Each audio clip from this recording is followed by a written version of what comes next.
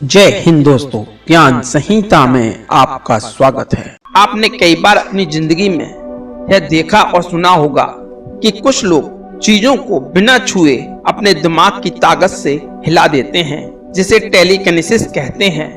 अब दोस्तों सवाल यह उठता है कि क्या एक सामान्य मनुष्य अपने दिमाग का 10% या 100% इस्तेमाल करता है? क्या हमें टेलीकिनेसिस पावर यानी कि किसी वस्तु को बिना छुए अपने दिमाग की ताकत से हिलाने की शक्ति हमें क्या दिमाग को 100% इस्तेमाल करने से मिल सकती है, या यह सब बातें एक काल्पनिक हैं? तो दोस्तों आप इस वीडियो में टेलीकिनेसिस के बारे में अच्छी तरह समझ पाएंगे कि क्या यह हमारा दिमाग ऐसा कर सकता है या नहीं। लेकिन इसको समझने के लिए आप वीडियो को अंत तक जरूर देखें। इसके ऊपर कई टीवी शोज और कई मूवीज में इसका इस्तेमाल किया गया है। उनके कैरेक्टर को इस पावर के साथ मूवी में दर्शाया गया है। लेकिन दोस्तों यहाँ एक सवाल उठता है कि क्या टेलीकिनेसिस सच है या फिर एक कल्पना? तो दोस्तों इसका जवाब यह है कि सच क्या है हमें नहीं पता, क्योंकि टेलीकिनेसिस है या नहीं आज तक कोई इसका प्रमाण नहीं दे पाया। दोस्तों सन 2005 में हुए एक अध्ययन के बाद यह पता चला कि 24% लोग यह मानते हैं कि दिमाग की शक्ति से चीजों को हिलाया जा सकता है। यहाँ तक कि बहुत से लोग यह भी विश्वास करते हैं कि हम अपने दिमाग का 10% ही इस्तेमाल करते हैं।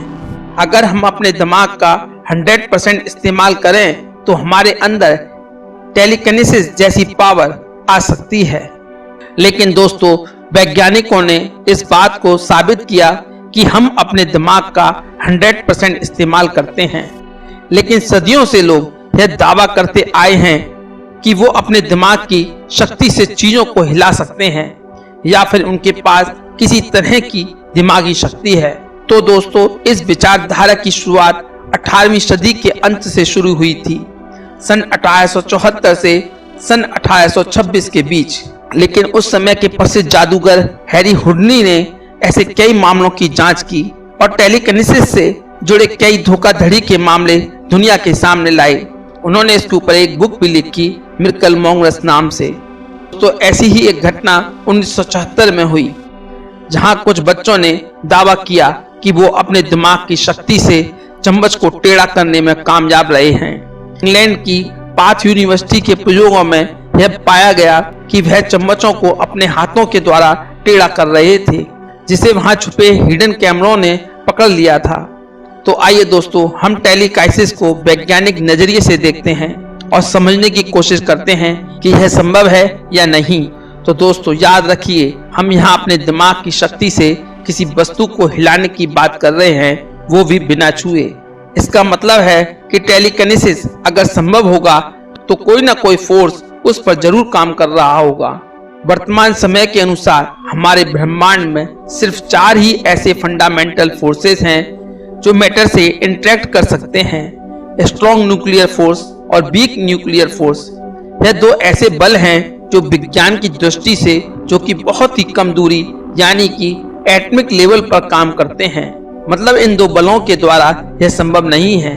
अब नंबर आता है ग्रेविटेशनल फोर्स। टेलीकिनेसिस के लिए यह बहुत कमजोर फोर्स है, क्योंकि ग्रेविटेशनल फोर्स निर्भर करता है यानी कि द्रव्यमान पर। और अगर इलेक्ट्रोमैग्नेटिक फोर्स से टेलीकिनेसिस मुमकिन हो पाता तो वैज्ञानिक इसे बड़ी आसानी से खोज लेते। इसके अलावा इलेक्ट्रोमैग्नेटिक फोर्स सिर्फ काम करता है मैग्नेटिक मेटल पर, जैसे कि आयरन, निकेल, कोबाल्ट। दोस्तों अब शायद आप यह सोच रहे होंगे कि टेलीकिनेसिस किसी नए फोर्स की वजह से काम करता हो जिसका हमारे पास ज्ञान नहीं हो, लेकिन यह बिल्कुल भी मुमकिन नहीं है। इस केस में हमारे पास कोई डाटा भी नहीं है जो कि किसी नए बल के होने का प्रमाण दे सके, क्योंकि दोस्तों आज तक किसी ने भी टेलीकिनेसिस को साबित ही नहीं किया। इसके अलावा दिमाग की शक्ति से चीजों को हिला देने की क्षमता और भौतिकी के नियम का उल्लंघन करती है। तो दोस्तों वैज्ञानिक नजरिए से यह कहा जा सकता है टेलीकिनेसिस संभव नहीं है, कम से कम हमारी दुनिया में तो नहीं। सो दोस्तों आपको क्या लगता है, क्या टेलीकिनेसिस एक सच है या सिर्फ एक कल्पना? आप हमें अपना उत्तर कमेंट करके जरूर बताएं।